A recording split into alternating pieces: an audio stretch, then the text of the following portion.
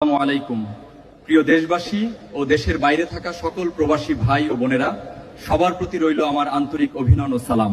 আমি কথা বলি দায়িত্ব থেকে, ক্ষমতার জন্য নয়।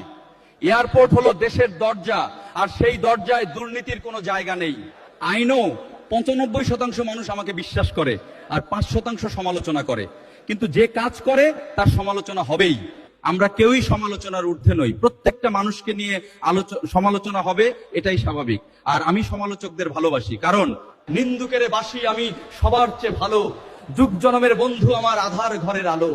আমার কর্মরত এলাকায় যেখানেই অনিয়ম হবে, দুর্নীতি হবে, সেখানে আমি সর্বোচ্চ আইনগত ব্যবস্থা নেব। কোনো দেরি নয়, সঙ্গে সঙ্গে অ্যাকশন হবে।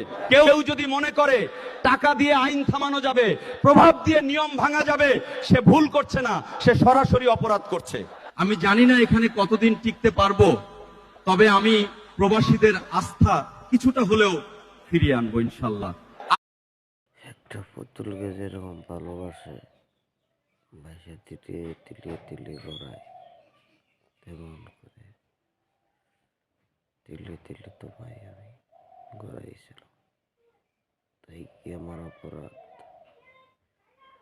তাই তুমি আমাকে ছেড়ে গেলে, কষ্টগুলো একা দিয়ে সুখ নিয়ে গেলে।